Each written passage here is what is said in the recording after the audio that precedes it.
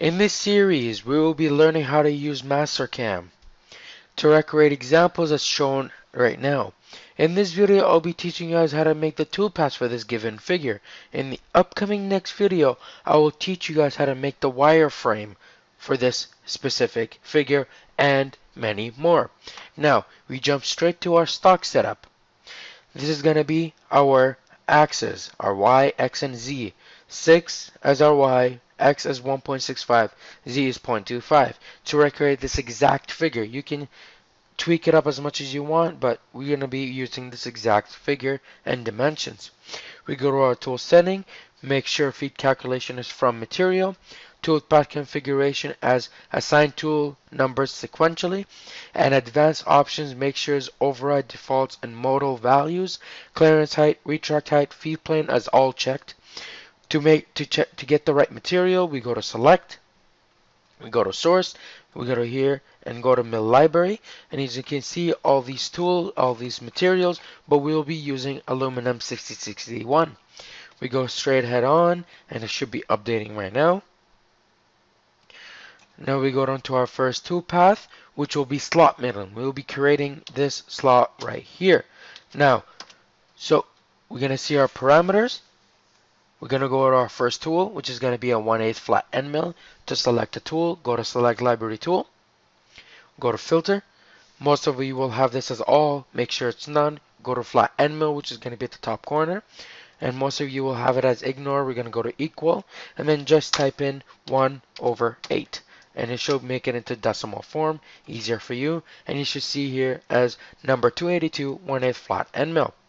Now, make sure you put a comment in each of these tools so you can tell the machinist in a factory or an industry which each toolpath will be doing. So in our first toolpath, we'll be only machining the slot. Now, jumping into our cut parameters, we're going to make sure stock to leave on walls and floors as 0. Everything else is here is going to be default. Rough and finish, make sure plunge angle is going to be a 2.0. Make sure keep tool down. And now we go to depth of cuts. We're going to go to 0.1 as a depth of cut. And now we go to breakthrough as 0.1 to make sure we're exactly going into the material and finishing this first exact cut. Linking parameter, our clearance will be as 2.0, absolute. Retract 0.25, absolute. Feed plane 0.1, incremental. Top of stock 0, absolute. Depth negative 0.125 and incremental, or sometimes absolute can work out too. Make sure to have coolant on flood, because that's the most important thing in an industry. We don't want to break our tools or anything damage any of our material. Now, this is our first toolpath. Now we've done this first slot.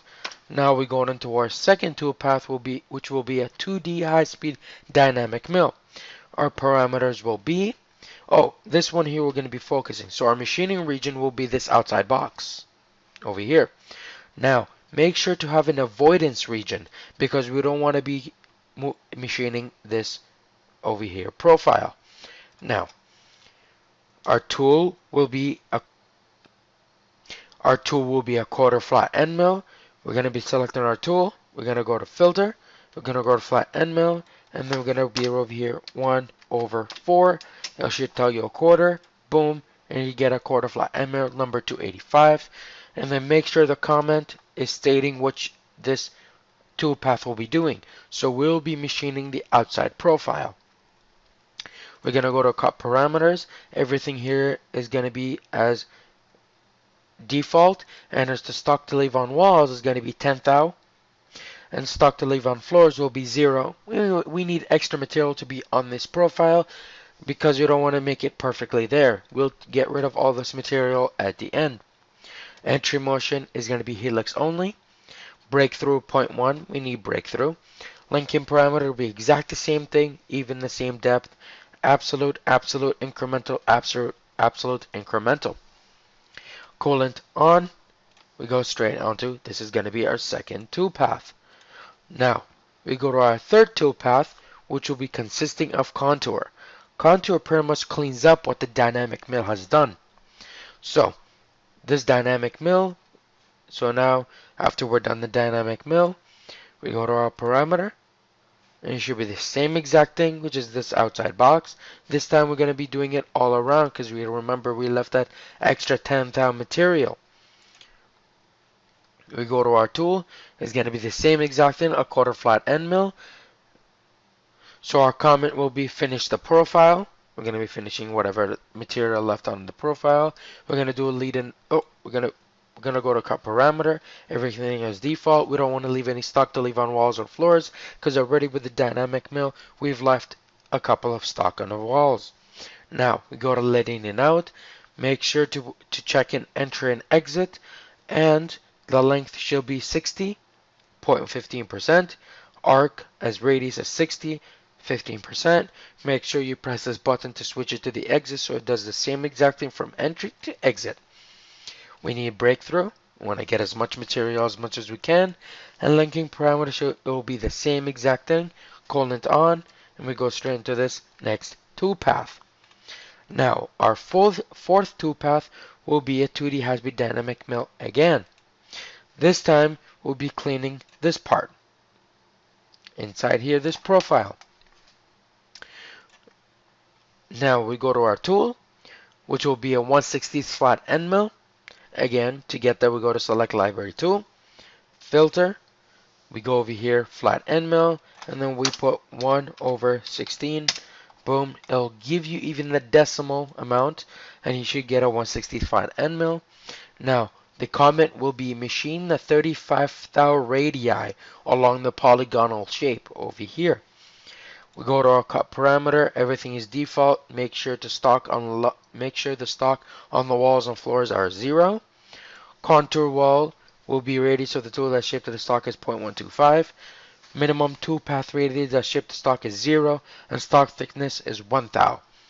We go to depth of cuts. Make sure the max rough step is 50 thou, and we don't need any finishing or let in and out. We go straight to breakthrough. Make sure it's 0.1.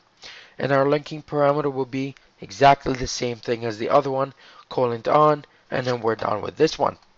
Now in this process we've just created everything as you can see here, but when we did our 2D high-speed dynamic mill, we've only took out this part, but we've left material on the bottom. Now we then change to setup number 2. In the next video I'll teach you how to even change setups, but now we'll be only showing the two paths. Now we go to our fifth toolpath, which will be another 2D high-speed dynamic mill. Parameters will be, as you can see, machine room region right at the top over here. Avoidance region, we don't want to touch that profile again. And now we go into our tool. It's going to be a 2-inch flat end mill. To get that again, we go to select library tool, filter, flat end mill, and then equal to 2.0. Boom, right there. We press OK, and right there, and then we're going to have our comment as removing the extra material. We go to our cut parameter. Everything is default. Make sure the stock to leave on walls and floor is 0. Entry motion, helix only, breakthrough 0.1. Linking parameter, exactly the same thing, but our depth will be negative 0.225. This one will make us get rid of all this extra material to get only this profile out by itself. Colon on, and then we're done with this process. As you can see, we will see this whole simulation from the beginning. Boom. And now as you can see, it's going to start cutting this profile out right here. First of all, the slot. Then it's going to start cutting this one over here, the dynamic mill over here. Get rid of this extra material. You're going to see we're going to have extra material at the bottom, which then, as you can see, we had to make into setup 2, and then make it. Here we go. As you can see, it's going to start cutting this process. You have this extra bit of material left. You can go with this process, you can cut the whole thing, but here we're just trying to learn the basics on how to make this shape first of all. Now we just corrected everything over here. Now we get our big end mill and then gets rid of all of it. And this is exactly how the shape should look. Alright guys, thank you for watching and see you in the next video.